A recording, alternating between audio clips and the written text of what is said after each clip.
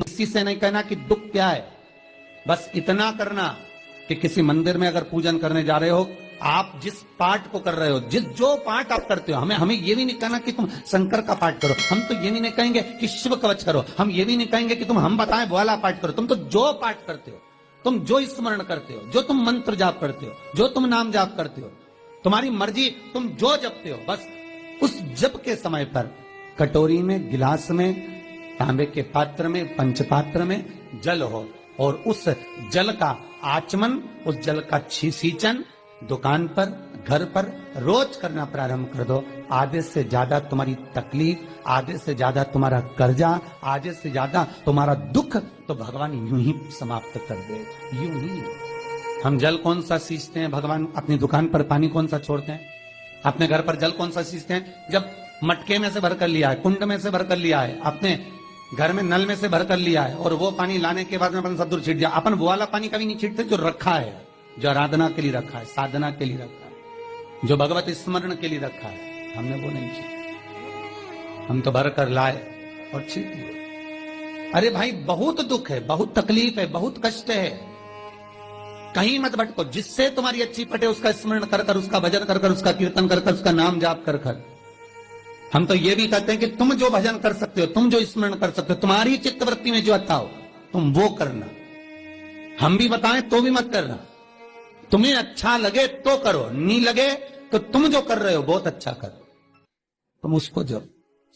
तुम्हारा जपना, तुम्हारा स्मरण करना, तुम्हारी भक्ति का भाव प्रकट करना, बस दिल से, मन से, जो तुम्हारे मन में आ जाए भगवान को वो कह दो, भगवान से वो जाकर निवेदन कर दो, भगवान उसे स्वीकार कर दो। तो शास्त्र कहता है कि जिस दिन आपका व्रत है उस दिन एक काम जरूर करना कि भगवान का मंत्र जाप कर कर, भगवान का स्मरण कर कर, कटोरी में जल लेकर, पात्र में जो जल रखा हो, पूजन पाठ करते समय, स्मरण करते समय वो जल का पान अवश्य करें। उस जल का पान अवश्य करें, उस जल को अवश्य करें।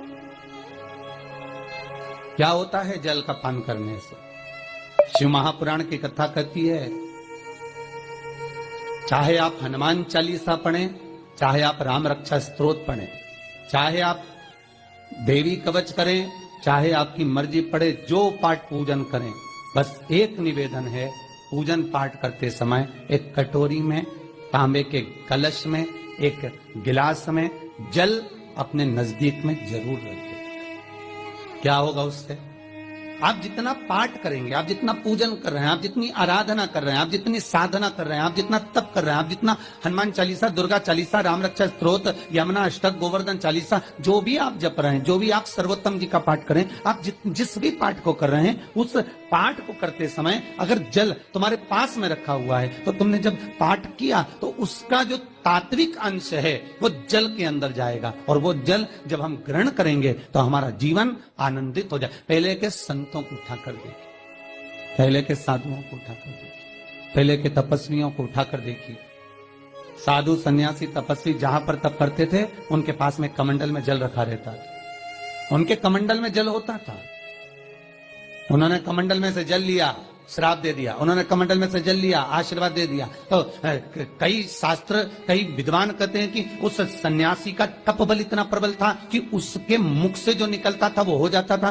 ध्यान देना, सन्यासी के तप बल से भी प्रबल था उसके कमंडल का जल, जिसको वो पठन करता था, तप करता था, साधना करता था, भजन करता था, कीर्तन करता था, तो जो जल उसके पास में रखा रहता था उसमें इतना पावर आ जाता था कि बस उसको छोड़ते ही वो श्राप लग जाता। किसी मंदिर में जाए, किसी देवालय में जाए, किसी तीर्थ में जाए, उस मंदिर का जल, तीर्थ, उस मंदिर का कुंड का आनंद भाव लिया जाए। भाई, भारत की भूमि पर जितने मंदिर हैं, भारत की भूमि पर जितने तीर्थ हैं, सारी नदियां, कुंड, तालाब, छोटे छोटे सरोवर, बावड़ियां, ये सब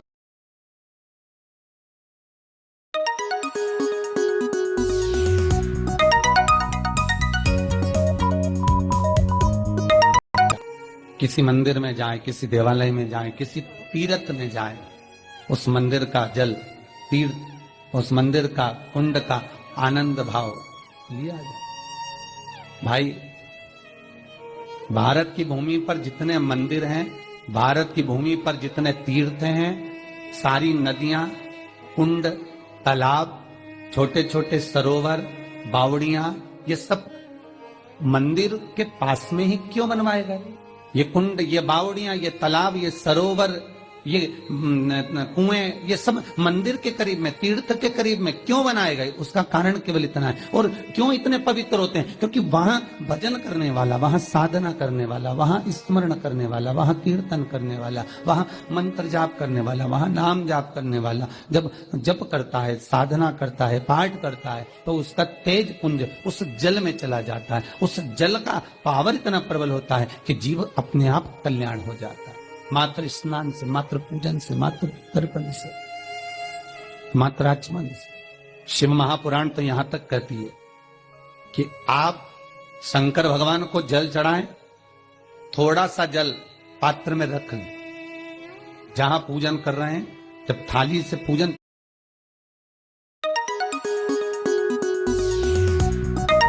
तर्पण से, मात्र आचमन से।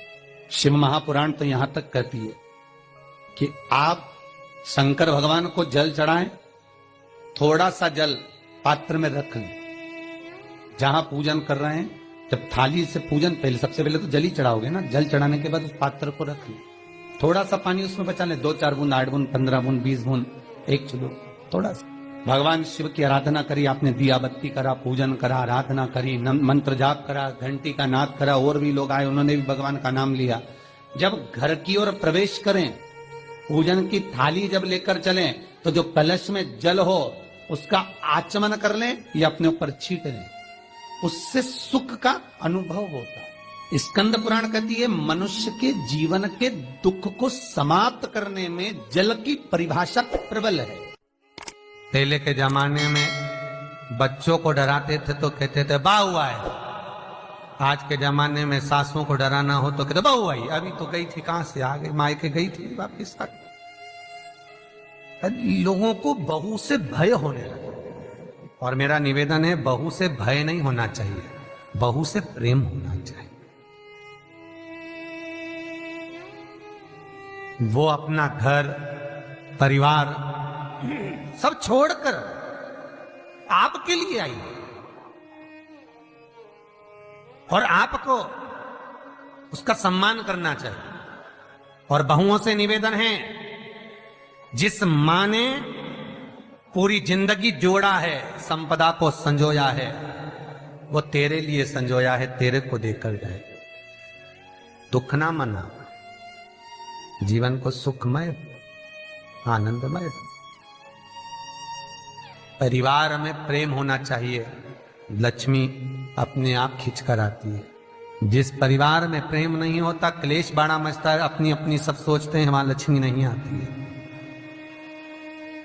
लक्ष्मी परिवार में जब तक रहती है जब तक प्रेम है, लक्ष्मी परिवार से जब जाती है जब वहां क्लेश मचने लगे, अशांति जहां पर होने लगे, लक्ष्मी चली जाती है। और फिर निवेदन करूंगा, कार वाली बहू मत लाओ, संस्कार वाली बहू लाओ। कार वाली बहू लाओगे, वो कार दे देंगे दहेज में, वो कार दे देंगे विदाई में, कन्यादान में, वो तुम्हारा सम्मान नहीं करने वाली, क्योंकि कार लेकर आई। संस्कार लेकर आने वाली बहू लाइए तो कार का तो ढेर लगा देगी, कारों का ढेर लगा देगी। बहू लक्ष्मी होगी, उसके चरण में स्वयं सुख है, वो आ जाए।